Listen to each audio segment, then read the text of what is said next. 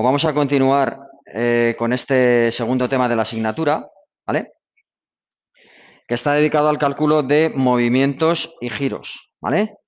Hemos visto en las dos clases anteriores, en una de ellas, la parte correspondiente a la estimación de la deformada aproximada de la pieza bajo un estado de cargas cualquiera. Nos apoyábamos tanto en el diagrama de momentos flectores como en las condiciones de contorno, ¿vale? Y ayer estuvimos viendo el primero de los métodos para calcular movimientos que denominábamos como la ecuación diferencial de la elástica, ¿vale? La ecuación diferencial de la elástica pues se basa también en el diagrama de momentos y como vimos ayer y luego vamos a tener ocasión de recordar, pues nosotros partimos de un diagrama de momentos flectores, que es el que me va a dar las curvaturas de la pieza, en definitiva. Integrando una vez ese diagrama de momentos flectores, voy a obtener los giros, ¿vale? E integrando otra vez voy a obtener ya los movimientos, ¿vale? La ecuación diferencial de la elástica es una ecuación de segundo orden, una ecuación diferencial de segundo orden de variables separadas. Es decir, en un lado de la ecuación tengo y segunda, ¿vale? Y en el otro lado tengo todo lo que está relacionado con la x. Luego lo único que tengo que hacer es integrar dos veces las leyes de momentos, ¿vale? Las leyes de momentos son muy sencillas porque en general son rectas o una ecuación de segundo grado, con lo cual pues la integración es muy fácil. Cada vez que integramos, el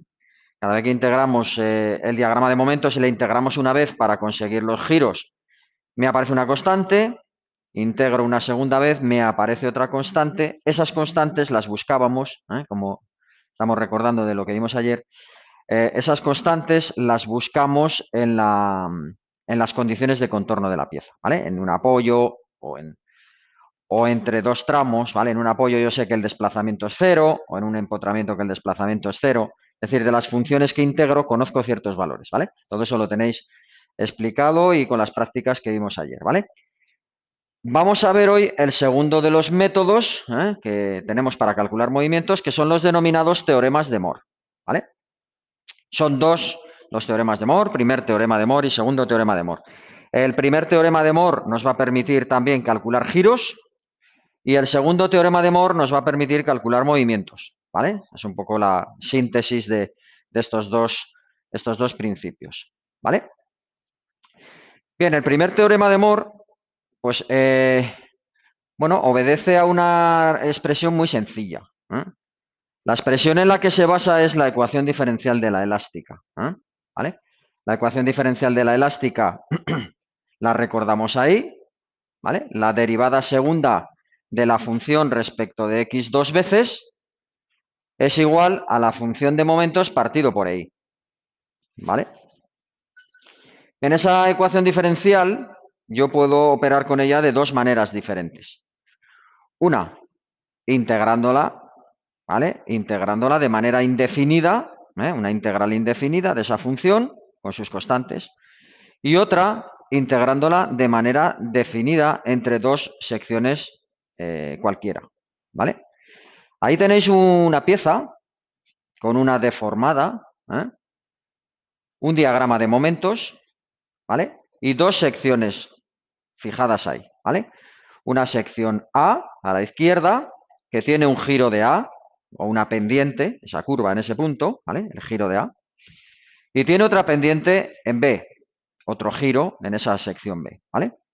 Entre A y B hay un diagrama de momentos. Entre A y B, ¿vale? El diagrama de momentos está en toda la pieza. Pero entre A y B tengo una porción de ese diagrama de momentos que es el área que tenemos ahí rayada, ¿vale? Bueno, pues yo voy a coger la ecuación diferencial de la elástica y la voy a integrar entre esos dos puntos. Voy a hacer una integral definida entre A y B. A ver qué sale, ¿vale? Bueno, la primera integral hemos dicho que representa los giros, ¿vale? Entonces, integrando esa ecuación diferencial de la elástica, yo tengo que la derivada de y o de v respecto de x son los giros, que es la integral de ese diagrama de momentos, ¿vale? Integro entre los dos puntos a y b y esa integral definida, esa integral que yo tengo aquí definida entre a y b del diagrama de momentos, será la integral del giro de x, que es el límite superior menos el límite inferior, ¿vale? El límite superior es el giro que está delante, giro de B, y el límite inferior el giro que está detrás, giro de A, ¿vale? Luego el giro de B menos el giro de A es igual a la integral del diagrama de momentos partido por I, ¿vale? Es decir, este área, porque al final una integral no es más que un área, el área del diagrama de momentos que hay entre dos secciones partido por I representa el giro del extremo derecho menos el giro del extremo izquierdo, ¿eh? O el giro relativo entre las dos secciones, ¿vale? Pero a mí, como el giro relativo tampoco es una cantidad que me apasione hablar de ella, pues voy a hablar del giro de la parte de adelante menos el giro de la sección de atrás, ¿vale? ¿De acuerdo? Según he hecho yo la definición de la ecuación de la elástica, mi sistema de coordenadas lleva la x hacia la derecha, ¿vale? Entonces, con la x hacia la derecha, la y hacia arriba, pues los giros en el primer teorema de Moore, en sentido antihorario, es decir, siguiendo el sistema de coordenadas x hacia la derecha, y hacia arriba y el giro de estrógiro, ¿vale? Pues entonces yo lo que tengo ahí es el giro antihorario positivo en esta definición del momento, ¿vale? Bueno, si yo tengo una pieza de inercia constante en toda su longitud y el material también, el producto E por I puede salir fuera de la integral. Eso ya lo comentamos ayer en la indefinida, lo volvemos a comentar en la definida. Es decir, si esto es constante, lo puedo sacar fuera, ¿vale? Entonces, si lo saco fuera, pues me queda que es 1 partido por EI por la integral de los momentos, ¿vale? Y la integral de los momentos es el área del diagrama de momentos, ¿vale? Me voy a quedar con esta última expresión que tengo aquí. El giro de B menos el giro de A le voy a obtener o le puedo obtener como el área del diagrama de momentos entre A y B partido por EI, ¿vale? En realidad es muy sencillo calcular de esta manera un giro, porque lo único que tengo que hacer es saber calcular áreas, ¿vale? Bueno, primero representar el diagrama, evidentemente. Tengo que representar bien el diagrama y a partir de ahí calcular áreas, ¿de acuerdo? Ahí lo tenemos. Primer teorema de Moore, el ángulo θ comprendido entre las tangentes en dos puntos cualesquiera A y B de una línea elástica es igual al área del diagrama de momentos dividido por el producto E por I, ¿vale? Ese es el enunciado de este primer teorema de Moore, ¿vale?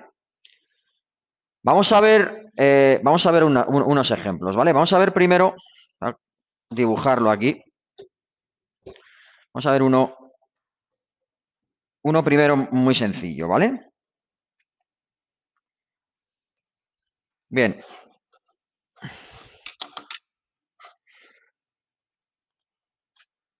La facilidad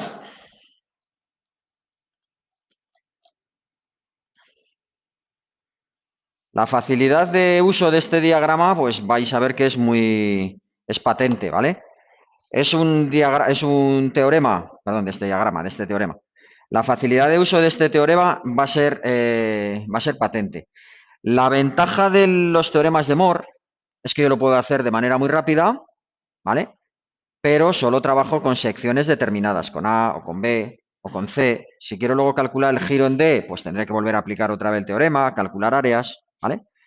Pero me evito, como ocurría con la ecuación diferencial de la elástica, tener que integrar la ley de momentos, sacar constantes y todo ese trabajo farragoso que veíamos ayer en las prácticas, ¿vale? La ventaja del método de la elástica también es evidente. Tengo una curva que me dice cuánto vale el movimiento y el giro en cualquier sección, solo una vez calculada, claro. Solo tengo que meter sus coordenadas. En cambio, con los teoremas de Moore, pues voy a trabajar con secciones en puntos muy definidos, ¿vale? Con lo cual, pues bueno, una tiene sus ventajas y otra tiene las suyas, ¿vale? Bueno, fijaros, voy a coger aquí una pieza, vamos a aplicar ese primer teorema de Moore, ¿vale?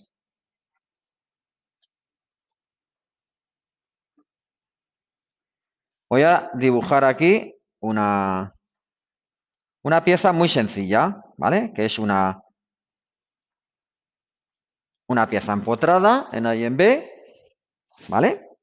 Que tiene una longitud L, ¿de acuerdo?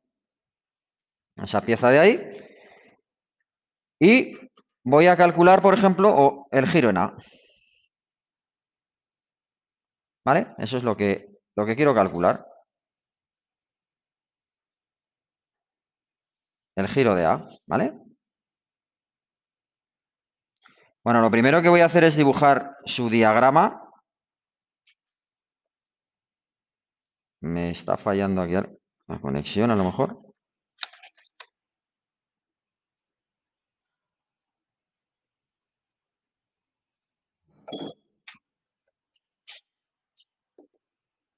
Vaya,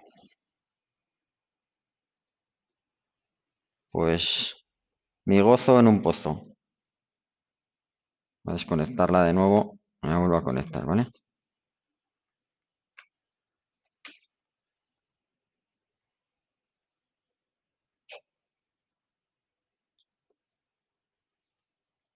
Siempre pasa algo. Si no es el wifi, es el...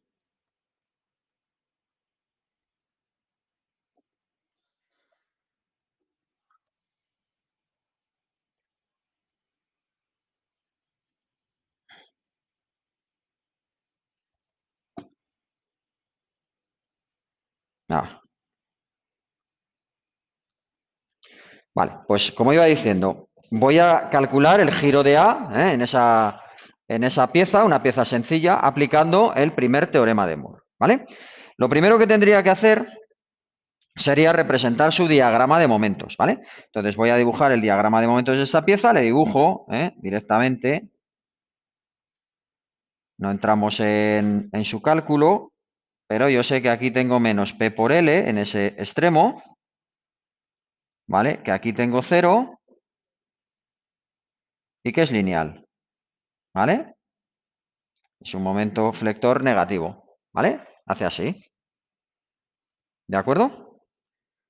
Bueno, según las condiciones de contorno, yo sé que en B tengo un ángulo 0, porque tengo un empotramiento, y con esta curvatura que tiene la pieza, pues esto se me deforma así, ¿vale? ¿De acuerdo? Esa es la deformada de una pieza, sencilla, ¿vale? Bueno, en este punto A yo tengo un giro. El giro es desde la posición inicial hasta la tangente a la posición deformada. Luego este es el giro de A. Le puedo dibujar así, ¿vale? Ese es el giro de A. Desde la posición inicial, que es horizontal, hasta su tangente, ¿vale?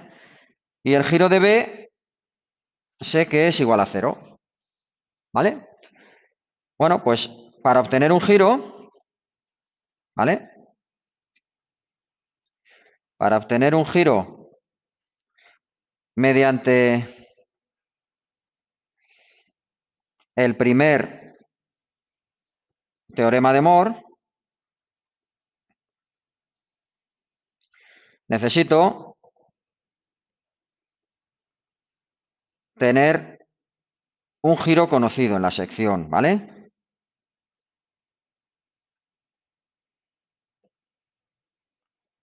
¿De acuerdo? Porque el primer teorema de Moore me da el giro de una sección menos el giro de otra. ¿De acuerdo? Entonces yo no puedo calcular un giro si no conozco ninguno. Necesito conocer alguno para apoyarme en él y calcular el área entre esas dos secciones, ¿vale? En este caso, ¿vale? Bien, en este caso conocemos el giro de B igual a 0, ¿vale? Entonces me apoyo en ese punto, me apoyo en esa sección para calcular cualquier otro giro,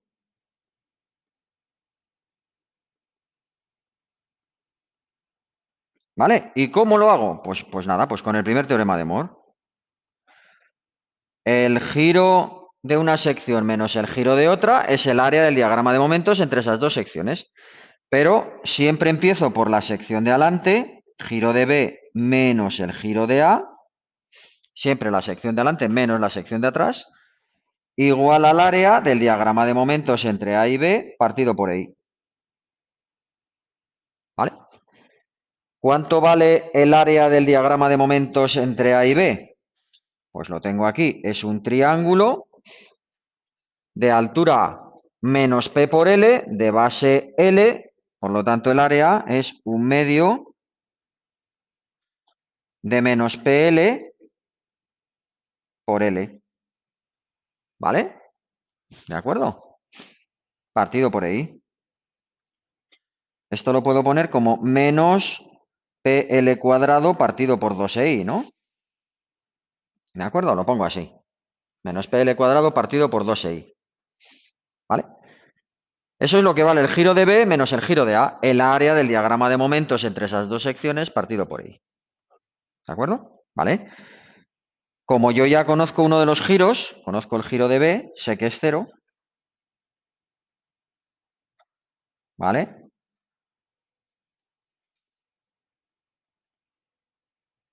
El giro de B es igual a 0. Pues de ahí saco el giro de A. Como PL cuadrado partido por 2i. En este caso es con un más. ¿Eh? ¿Vale? Más P, el menos del giro menos el menos de la ecuación, me queda con un más. ¿Vale? ¿Qué quiere decir que sea más? Pues que es antihorario. ¿De acuerdo? El antihorario es positivo en los giros del primer teorema de Moore. Venimos a mi deformada y efectivamente el giro en A es antihorario. ¿De acuerdo? Es decir, la tangente a ese punto es esta de aquí, frente a la horizontal, pues le tengo ahí el giro de A. ¿Eh? Podría haberle dibujado así, el giro de A, me da igual. ¿Eh? Ese giro es la tangente a ese punto. ¿Vale?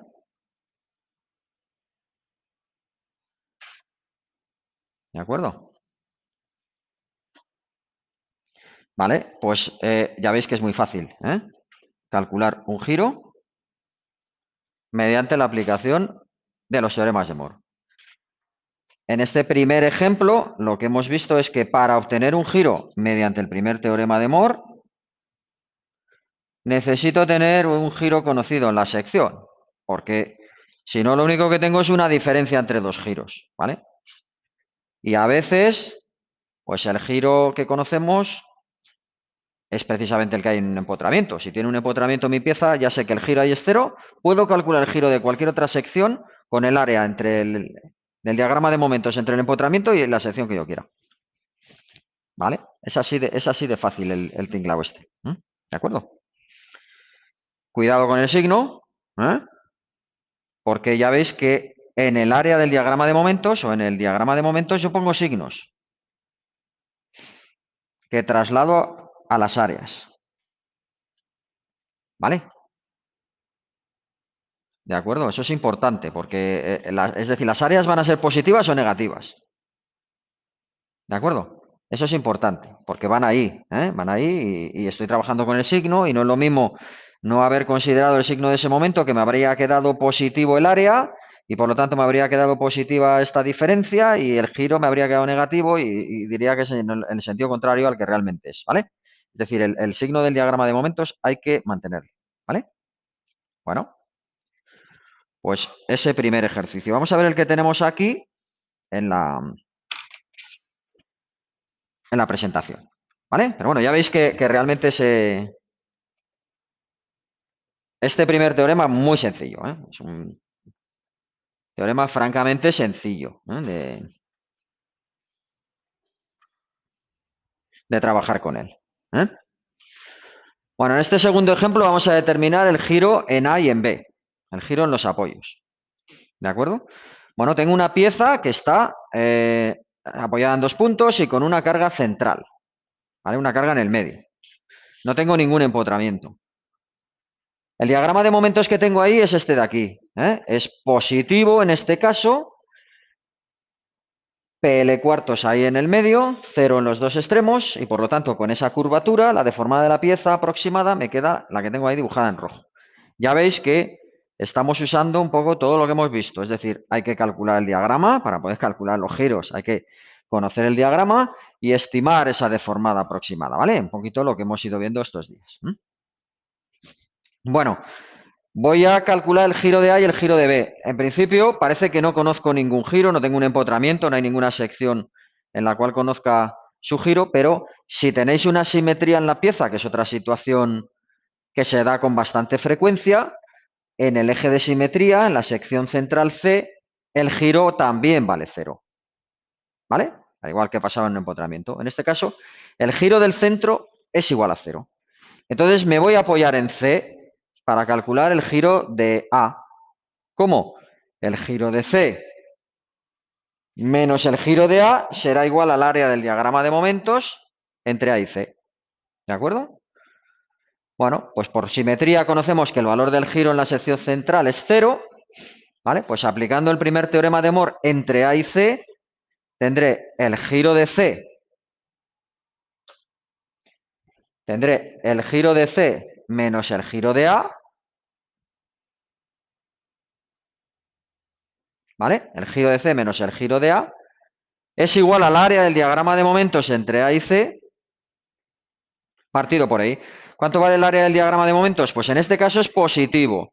Entonces es un medio de PL cuartos por L medios, PL cuartos por L medios, un medio, el 2 le tenéis en el denominador, ¿vale? Un medio de PL cuartos por L medios. Cuidado aquí porque se trabaja siempre con un medio de L medios, L cuartos, ¿vale? Y es bastante fácil ahí a veces equivocarse, ¿vale? Bueno, pues me queda PL cuadrado partido 16i. En este caso es positivo. Bueno, pues como el giro de C sé que es 0 por la propia simetría, pues tengo el giro de A. En este caso, menos PL cuadrado partido 16i. ¿Qué quiere decir que sea menos? Pues que es en sentido horario, mediante horario, ¿vale? ¿De acuerdo? Bueno, pues así de fácil es esto, ¿eh? El primer teorema de Moore. ¿De acuerdo? Bueno, el giro de B, ¿cómo calcularíamos el giro de B? Pues el giro de B me puedo apoyar ya en dos secciones. Me puedo apoyar o en A o en C, lo que yo quiera. ¿Vale? Entonces, para calcular el giro de C, pues ya conocemos esos dos giros, el de A y el de C, pues podemos apoyarnos en cualquiera, en el que queráis, ¿eh? ¿Vale? Por ejemplo, pues volvemos a aplicar el teorema de Moore entre A y B, por poner una forma cualquiera, ¿vale? El giro de B del extremo derecho menos el giro de A del extremo izquierdo es el área del diagrama de momentos entre A y B, que en este caso es un triángulo también de altura PL cuartos, de base L, luego es PL cuartos por L, un medio, ¿vale? Partido por 2, que lo tengo ahí en el denominador. Eso me queda que es PL cuadrado partido 8i, positivo. Como conozco el giro de A, que sé que es menos PL cuadrado partido 16i, pues operando, ¿vale?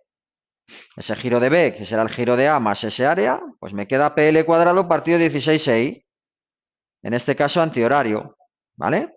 Como veis ahí en la deformada, el giro de B es antihorario, ¿vale? Es igual que el de A, pero en sentido antihorario, ¿vale? También podríamos haber dicho, por simetría, el giro de B es igual al giro de A, pero cambiado de signo según veo en mi deformada aproximada, ¿vale? Bueno, pues este es el primer teorema de Moore, ¿eh? ¿Vale? Como veis, en principio mucho más fácil que empezar a trabajar con la elástica y tal, ¿vale? Pero cada vez que yo quiera calcular un giro, quiero el de C, quiero el de B, quiero el de D, tengo que volver a aplicar alguno de los teoremas, ¿vale? Calcular otro área, etcétera, etcétera. Y solo saco el valor de los movimientos en secciones concretas, en A, en B, en C, mientras que la elástica me daba la función de toda la pieza, del giro en toda la pieza. ¿De acuerdo? Vamos a ver el segundo teorema de Moore, ¿vale? El segundo teorema de Moore es un poquito más complicado, sí que tenéis que aumentar la concentración, ¿vale? Porque el primero, pues ya veis que es una cosa muy sencilla, ¿vale? Pero el segundo sí que tenéis que concentraros un poquito y si comprendéis este segundo teorema de Moore, su fundamento, pues toda la parte, digamos, de cálculo de movimientos que tenemos en este tema lo vais a tener controlado, ¿vale? Bueno, esta es la figura que tenéis en los apuntes, pero, bueno, desarrollada paso a paso para ir siguiendo un poco qué es lo que vamos a hacer, ¿vale? Bueno, yo tengo una curva, una pieza, ¿vale? Que me voy a quedar con un tramo entre A y B, entre dos puntos A y B, que está sometida a un momento flector positivo, ¿vale? Digo positivo, una forma del diagrama de momento, la que sea. He dibujado ahí una parábola, pero podría haber dibujado pues una recta, un triángulo, lo que tenga la pieza, ¿vale?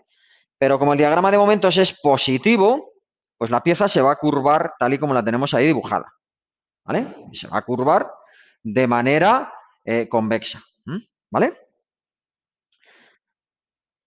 Vamos a considerar, voy a trazar una tangente por el punto de la izquierda, por el punto A, ¿vale? Voy a trazar una tangente a esa curva elástica, ¿vale? Y me voy a quedar, trazo una tangente ahí, ¿vale? La tangente a ese punto A viene definida por su giro, el giro de A que tenga ahí, ¿vale? Entonces ahí tengo una tangente, que pongo ahí tangente en A, ¿vale? Y me voy a fijar en la ordenada en el punto B, ¿vale? Es decir, el punto B tiene su punto normal, su punto de la deformada, B, y un punto B' que está en la misma vertical que el punto B, pero que es la intersección de la tangente en A, ¿vale? ¿De acuerdo? Bien, os anticipo, ahora lo vamos a ver, que el segundo teorema de Moore entre dos secciones, A y B, ¿vale? Pasa igual que con el giro, ¿eh? Lo tengo que aplicar entre dos secciones. Pues el segundo teorema de Moore entre A y B va a ser la distancia B', ¿vale? Esto es lo que me va a dar el segundo teorema de Moore, esa distancia. No me va a dar una flecha, no me va a dar un movimiento, me va a dar la distancia entre un punto deformado, B, y la tangente a otro, ¿vale? Esa es la distancia que me va a dar el segundo teorema de Moore, que luego veremos cómo utilizarla y aplicarla para calcular movimientos, ¿vale?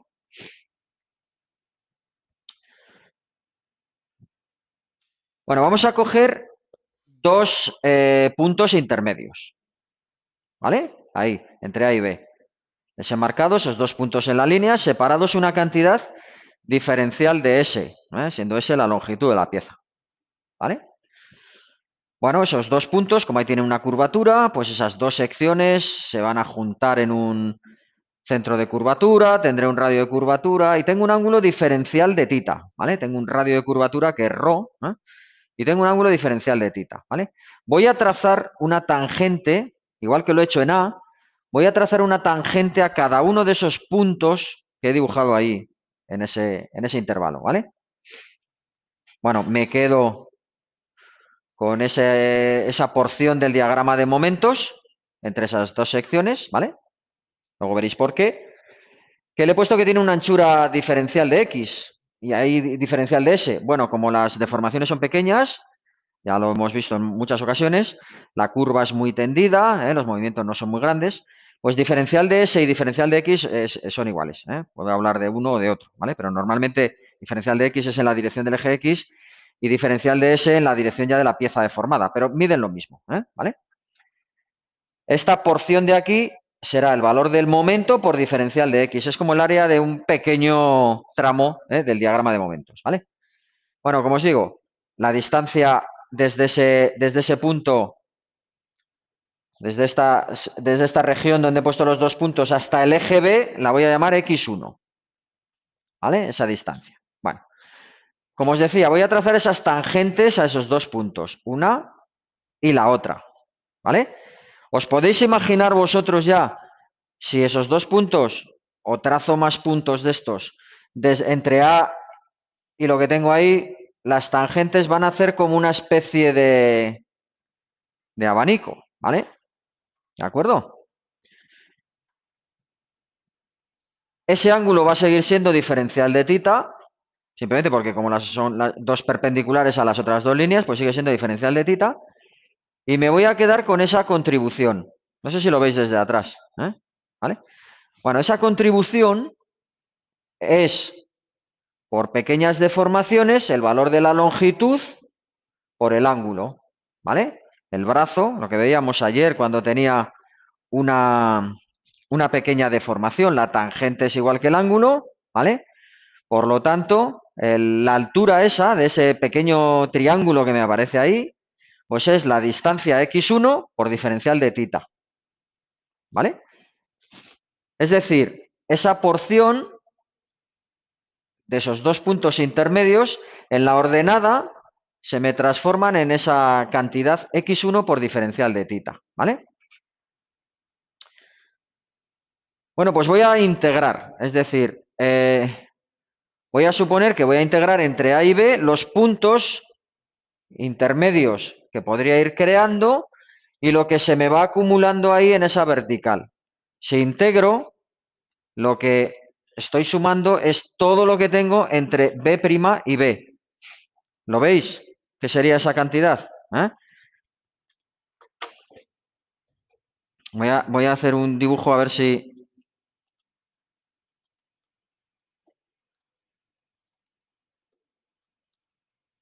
lo podemos aclarar un poco, esa parte, ¿vale? Es decir, lo que estoy haciendo es, yo tengo esto de aquí, esto es A y esto es B, aquí he hecho una tangente en A hasta la vertical en B, he llamado B', ¿vale? Está la tangente en A. Si ahora cojo un punto aquí y hago una tangente, estoy aquí. Si cojo otro punto y hago una tangente, más o menos, estoy haciendo las tangentes un poco de aquella manera, ¿eh? Pero aquí, aquí, aquí y aquí, ¿vale? Son tangentes de todos los puntos en los que he dividido A y B. Entre estos dos puntos que tengo aquí, acumulo esto. Entre estos dos puntos que tengo aquí,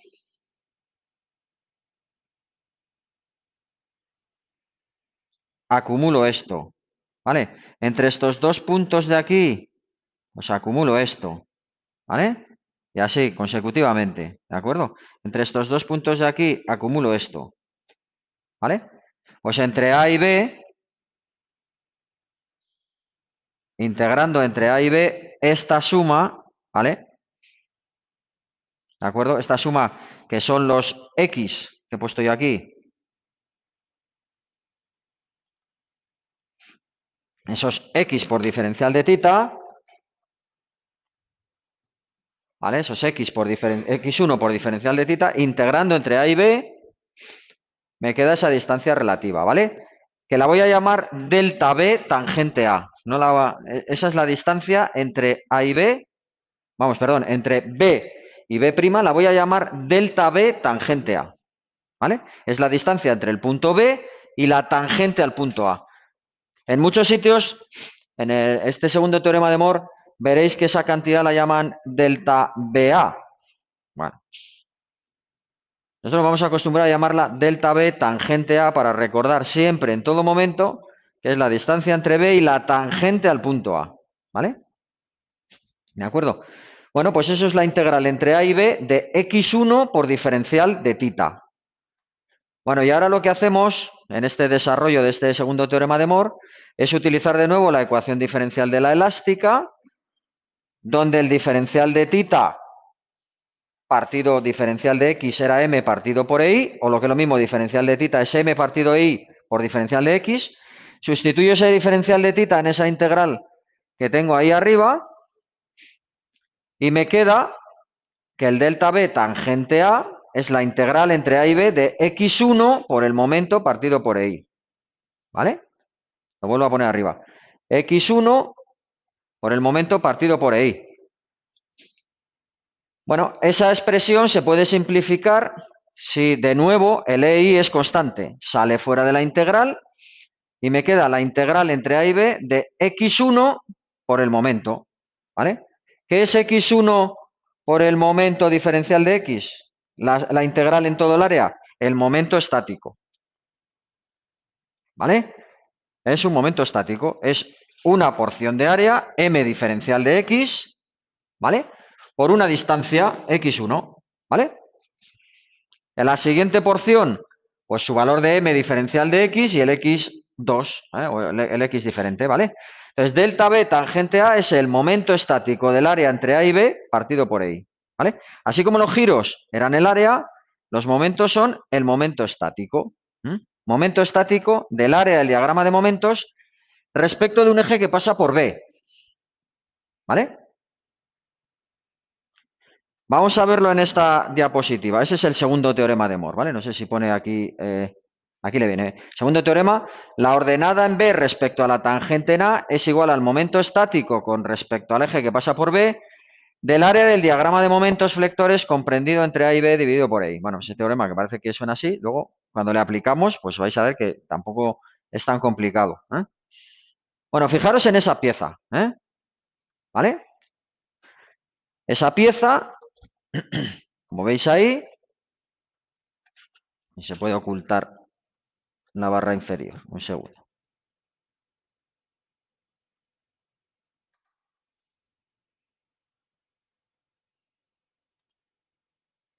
Bueno, pues tampoco estorba mucho. Bueno, esa pieza se curva de la manera que tenéis ahí, ¿vale? Pasa por A, por el punto B, en C. Eso lo producirá un estado de cargas, ¿vale?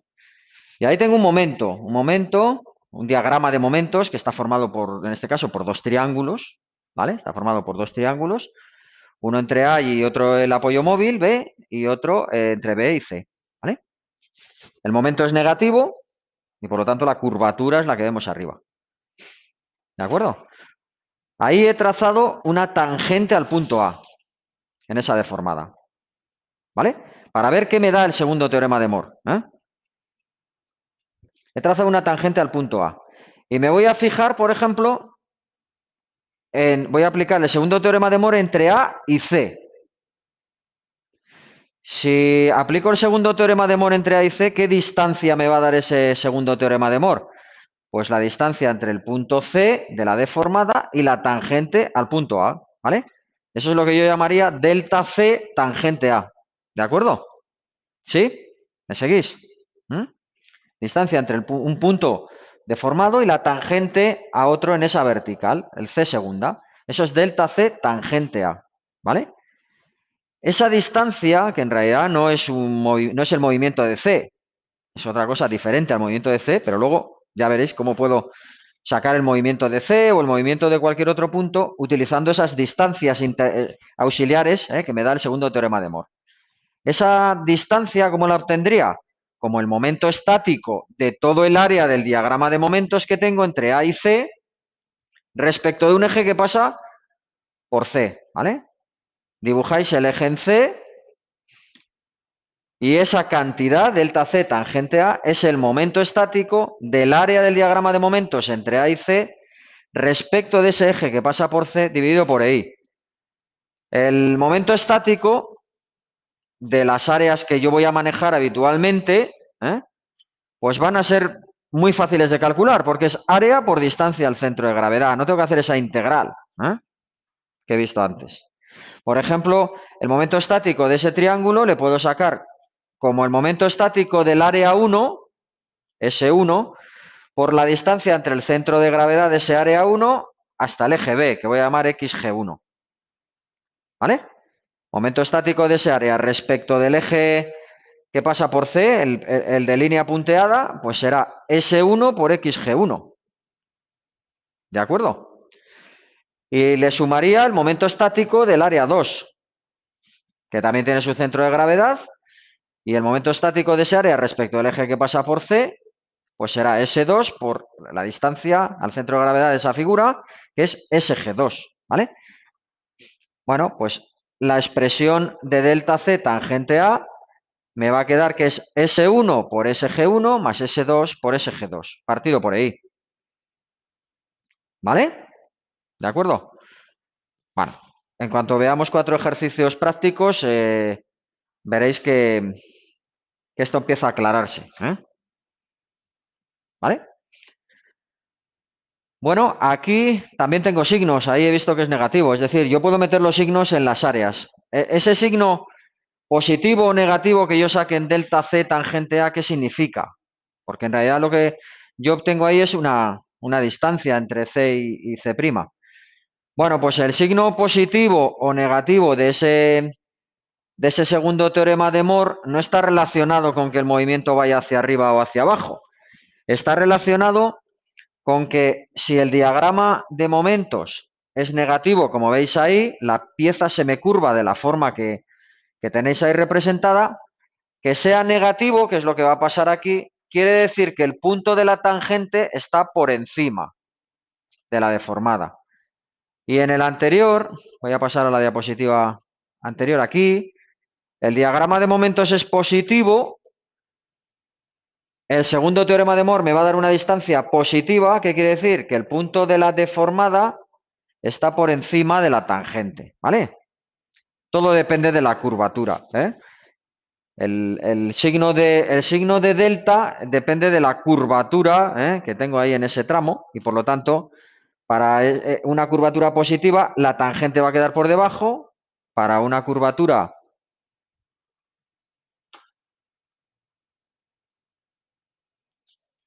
Ha perdido la conexión, vamos a esperar un segundo. Para una curvatura de sentido contrario, pues la tangente va a quedar por arriba, ¿vale?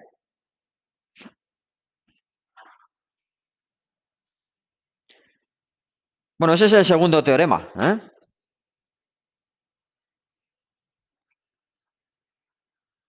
¿Habéis perdido la conexión? Ah, vale, vale, vale. Es que aquí en el proyector sí que se ha perdido, ¿vale? En el proyector sí que se ha perdido. Ahora se ha recuperado. Vale, continuamos, ¿vale? ¿De acuerdo? Pues eso es lo que está marcando el delta C tangente A, ¿vale? Que vaya por arriba o vaya. Que la tangente que caiga por arriba o por abajo, ¿vale?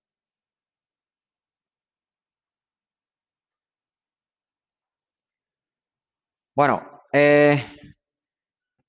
segundo teorema de Moore entre C y A, que es delta C tangente A. Imaginaros que yo aplico el segundo teorema de Moore entre B y A. ¿Qué obtendría? Esa distancia. Eso que tengo ahí es el segundo teorema de Moore entre B y A. Es decir, la distancia entre el punto de la deformada, que en este caso cae en el apoyo, y la tangente al punto A. O incluso si aplico el segundo teorema de Moore entre una sección intermedia, ahí en D, pues eso sería delta D tangente A, la distancia entre el punto D de la deformada y la tangente al punto A, ¿vale?